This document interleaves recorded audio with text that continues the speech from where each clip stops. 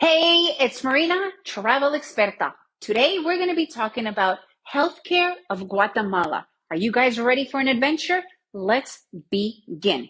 I first arrived to Guatemala 21 years ago in the hopes of learning Spanish. Make sure you go to my episode to learn all about learning Spanish in Guatemala, but let's focus on the healthcare. I arrived here and I got really sick to the point where I had to have my gallbladder removed. I am in Guatemala. As far as we know, being raised, in the US and whatnot, these are third world countries, but I needed a surgery. My mom was freaking out because, she's like, oh my God, you need to come back here. And I'm like, you know what? I'm going to do it here because I'm already here. I don't want to fly all the way to the US. This is 21 years ago. I found Centro Médico. It's one of the main hospitals here. My doctor was the leading guy of Central America for laparoscopies. He spoke perfect English. I had my own private room. Not only was my doctor fantastic, the second the surgery was over, he went and he immediately called my mother in the United States to explain to her how the surgery went and to help her. Doctors in the US, even back 20 some years ago, don't do that. And today, as we progress, it gets worse and worse and worse. However, the Guatemalan system is getting better and better and better. And here's what is the reality, guys. My reality is now I've been living in Guatemala for 13 years. And unfortunately, I know way too much about the healthcare here. Why? Because my husband, my kids are extreme athletes. I've had over 9 surgeries. I've given 2 births here. When I say extreme athletes, that means they've had a lot of accidents, serious accidents, hospitalization accidents, surgeries we needed. We know too much about the healthcare. So I am definitely in the position to tell you guys this. The healthcare of Guatemala is phenomenal. It's phenomenal. It is above and beyond anything that you'll ever experience in the US, even in Canada and Spain, because yes, it's socialized there. You get it for free. But here, the prices are much better, yet the care is fantastic. My husband has had 2 incredibly serious accidents where he has been hospitalized, massive surgeries. So we have been to quite a few different hospitals. The main 3 hospitals here are Centro Médico, Pilar, and Herrera Llorande. But there are also smaller private hospitals in different areas, which are amazingly great. We also went to the private hospital of Amatitlan because my oldest son had a climbing accident. I was hospitalized for 3 days there, and it was amazing. First of all, there's hardly anybody there. You get full care. We're talking like nurses running around you, doctors, top of the line, private rooms. The machinery is definitely up to date. First of all, the doctors here, and we're not only talking about hospitalization, doctors and going to a doctor appointment here in the first place. You get their WhatsApp. I can contact my doctor personally and they will respond. We used to have this beautiful, incredible pediatrician. She would even make house calls. And I remember I had her personal number. So I would call her sometimes just to ask her for help. And she was that helpful. And not only that, she didn't charge me for that ever. Sometimes if I called her and said, my son is really sick and this and that, she would help me. And then she wouldn't hear from me for 2-3 days. She would call me and ask, how is my child doing?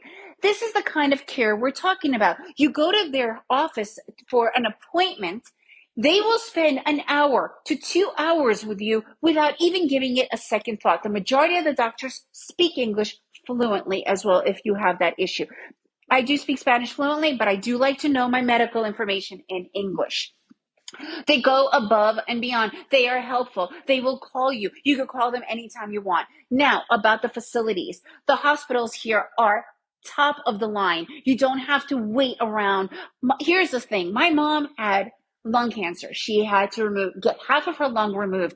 My parents could afford the best healthcare in the United States. She went to Mount Sinai. She had a great doctor. I don't know if you guys know what a recovery room is after surgery, but you're only supposed to spend 2 hours in there because it's just to get rid of the anesthesia that you had before they move you to your room.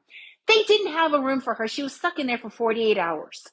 Okay, this is the US system. I know for a fact that they are all about the numbers. They just want to get you out. Boom, boom, boom. Here, it's all about the care still. It might go in the other direction. It doesn't matter, but it's still about the care. And it really does show. Okay, we have had insane surgeries, and even after the insane surgery, and let's say I don't have health insurance, my husband had a horrific accident, totally broke his heel. They literally said it was an explosion of the heel. It's a huge, huge thing. He had to spend 5 days in Centro Medico, private hospital, with two massive surgeries. I remember my husband complaining that the nurses were on him too much. I wouldn't complain about that, but he had like 5 to 10 nurses around all the time taking care of him. Again, we had all this help. Everything cost, and this is an emergency, so it's even more expensive, more urgent, was $36,000. We did have insurance, so we had 60% covered. At the end of the day, it's $36,000 for all of that. I have had massive surgeries here, massive. I had laparoscopies, a lot. And the most I have had to pay minus insurance, with, let's say, without insurance, was $4,000. My oldest son had his appendix taken out here. We also stayed in a private hospital. $5,000. We always had insurance cover between 80 to 60%, 60 to 80%. Then my husband also had another accident where he broke both arms. He had to get screws. I mean, you name it. So we definitely have been around, and it's always been the same experience. Amazing hospitals, private rooms. The doctors are always available. If the nurses are always around, top of the line equipment.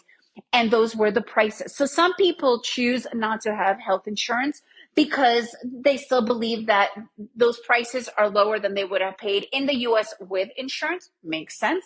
And you can get amazing health insurance here as well. We have had health insurance. We have had all local health insurance here, which even foreigners can get without any problem whatsoever. You do not need to be a resident or a citizen. You will be covered. A lot of foreigners come with their own health insurance that is usually completely accepted in the hospitals here. When I first arrived here 21 years ago, I had travel insurance and it completely covered my stay at the best hospital. Dentistry, same thing. Unbelievable dentistry care. I have had all sorts of stuff going on here. I've had root canals, oral surgery. I mean, you name it. Again, it's not super cheap. We personally do not have dental insurance, but it is still a tenth, if not a 50th of the price that you would be paying in the States. So this is all that you need to take into account. A lot of people are like, oh, well, how's the healthcare? Private healthcare. We are not talking about the public healthcare. I don't want to go there because there's a whole other world. But private healthcare of Guatemala is phenomenal. This is where you need to come.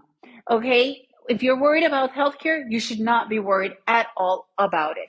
It is way better than most countries today. If you guys want more help with that, I am happy to help. You could email me or go to travelexperta.com, travel expert with an A.com. And if you enjoyed this episode and found it helpful, please leave me a review. And remember to make every day an adventure.